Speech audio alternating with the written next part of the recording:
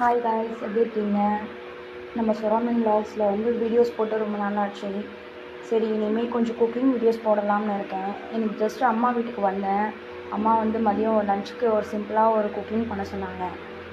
சரி, கொங்கு நாட்டு அரிசி பருப்பு சாதம் செய்யலான்னு இருக்கேன். நமக்கு ரொம்ப சமைக்க சுபீத்தனமாக இருக்கும்போது இந்த ரெசிபி வந்து செய்யுங்க. ரொம்ப சிம்பிளாக ஈஸியாக முடிஞ்சிடும். அதுக்கு தேவையான என்னென்னு பார்த்துலாம். ஒரு பெரிய சைஸ் வெங்காயம் எடுத்து கட் பண்ணி வச்சுட்ருக்கேன். மீடியம் சைஸ் தக்காளி 2 கட் பண்ணி வச்சுருக்கேன். 2 பச்சை மிளகாய் கீறி வச்சுருக்கேன். பூண்டு ஒரு 6 பல்லு பூண்டு உரித்து வச்சுருக்கேன். கருவேப்பிலை கொஞ்சம். சாதம் அரிசி வந்து ஒரு டம்ளர், பெரிய டம்ளரில் ஒரு டம்ளர் அரிசி, அரை டம்ளரில் வந்து துவரம்பருப்பு போட்டு ஊற வச்சு கழுவி வச்சுருக்கேன், வாஷ் பண்ணி வச்சுருக்கேன். இப்போ இதுக்கு வந்து 1.5 டம்ளர் எடுத்துருக்கோம் மொத்தமாக அரிசியும் பருப்பும். 1.5 டம்ளருக்கு நம்ம வந்து தண்ணி வந்து ஒரு 4 டம்ளர் தண்ணி வச்சா போதும். இப்போ இந்த ரெசிபி எப்படி செய்யலான்னு பார்க்கலாம் வாங்க.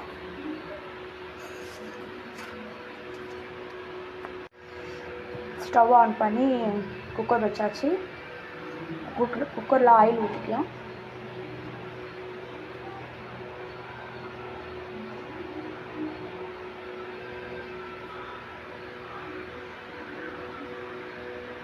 இது தாளிக்க பார்த்தீங்கன்னா ஒரு 3 வரமிளகாய் கிள்ளி வச்சுருக்கேன். சும்மா டேஸ்ட்டுக்காக ஒரு 2 மிளகு, சீரகம், 2 வெந்தயம், அதுக்கப்புறம் கடுகு, சாம்பார் பவுடர் கொஞ்சம் வச்சுருக்கேன். அதுக்கப்புறம் வீட்டில் அரைச்ச மிளகாத்தூள் கொஞ்சம் வச்சுருக்கேன். இப்போ எண்ணெய் சூடாகிடுச்சு.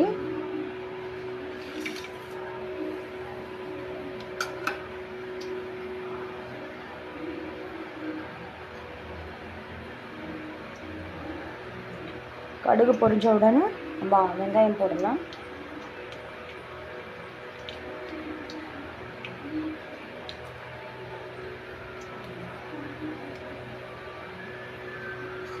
சிம்பிளான ரெசிபி தான் இது, வந்து செஞ்சு பாருங்கள், ரொம்ப டேஸ்ட்டாக இருக்கும். நம்ம மார்னிங் கூட பசங்களுக்கு லஞ்ச் கட்டுறதுக்காக கூட சீக்கிரமாக செய்யலாம். இது டைம் ரொம்ப தேவைப்படாது. இப்போ நம்ம வெங்காயம் போட்டுக்கலாம்.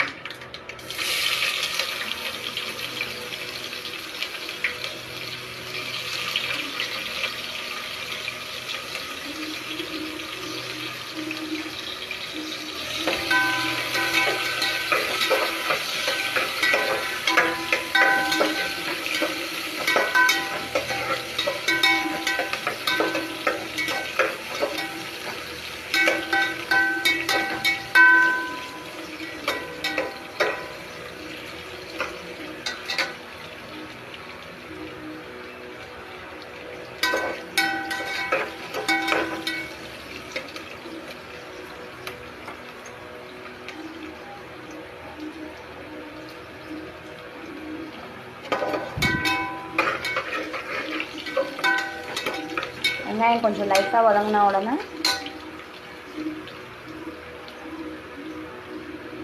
பூண்டு,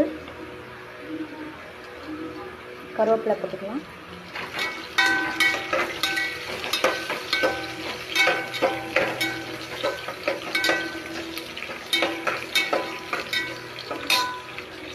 கீறி வச்ச பச்சை மிளகாய் 2 போட்டுக்கலாம்.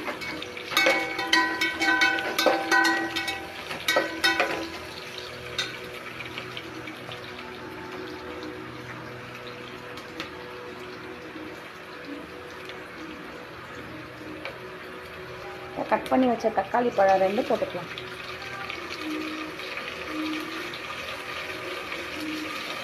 நல்லா வதக்கி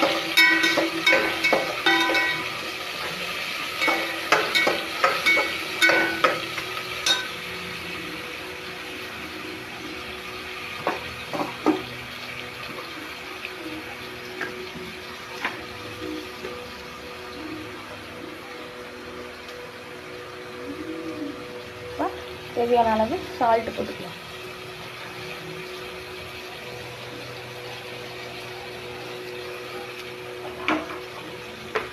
லாஸ்ட்டாக நம்ம தேவைப்படும் போது சால்ட்டு கம்மியாக இருந்தால் அப்பவும் போட்டுக்கலாம்.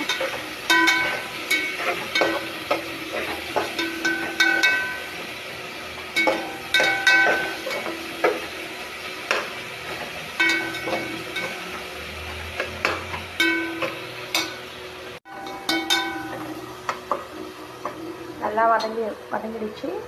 இப்போ நம்ம எடுத்து வச்சுருக்க மசாலா ஐட்டம் போட்டுக்கலாம்.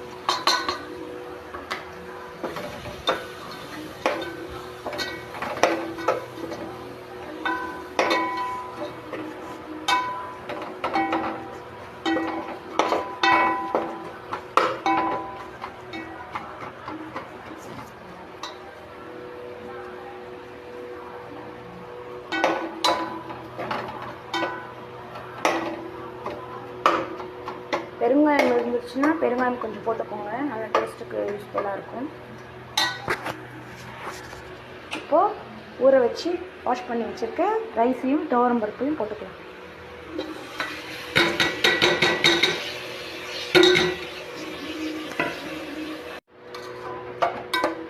நல்லா வதக்கி விடுவோம்.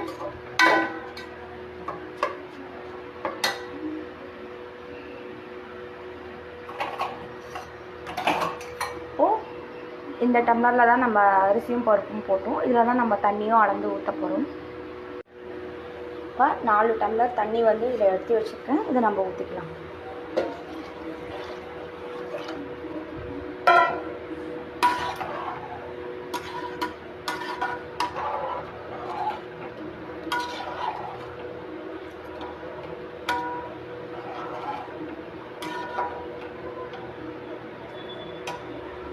இப்போ நம்ம குக்கர் வந்து மூடி விசில் போட்டு எடுத்துருவோம். லாஸ்ட்டு நம்ம இறக்கிட்டதுக்கப்புறம் நெய் ஆட் பண்ணி மிக்ஸ் பண்ணி சர்வ் பண்ணால் சூப்பராக இருக்கும். இப்போ நம்ம மூடி போட்டு விசில் போட்டு விட்டுட்டோம். ஒரு 4 விசில் வந்ததுக்கப்புறம் ஓப்பன் பண்ணி பார்ப்போம் எப்படி இருக்குன்ட்டு. நார்மலாக வந்து நம்ம சாம்பார் சாதம் செய்யணும்னா அதில் புளி ஊற்றுவோம். இதில் புளியெலாம் ஊற்றக்கூடாது. இது வந்து அரிசி பருப்பு சாதம். இப்போ விசில் வந்ததுக்கப்புறம் எப்படி இருக்குன்னு பார்க்கலாம். வீடே ஒரே கமகமன் வாசனைங்க. ஓப்பன் பண்ணி பார்க்கலாம் எப்படி வந்திருக்குன்னு. சூப்பராக வந்திருக்குங்க நம்ம அரிசி பருப்பு சாதம்.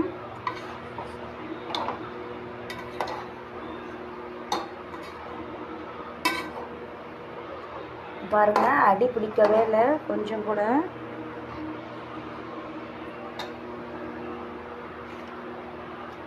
நம்ம சாப்பிடும்போது நெய் ஊற்றி நம்ம சாப்பிட்டுக்கலாங்க. இதில் வந்து நடுவில் வந்து மஞ்சள்தூள் போடணும். அதை நான் உங்களுக்கு வீடியோவில் காட்ட மறந்துட்டேன். மஞ்சள்தூள் போட்டுக்கோங்க. அவ்வளோதாங்க, சிம்பிளான அரிசி பருப்பு சாதம் வந்து ரெடிங்க. சுட சுட அப்பளம் வச்சு சாப்பிட்டு பாருங்கள், அப்படி இருக்கும்.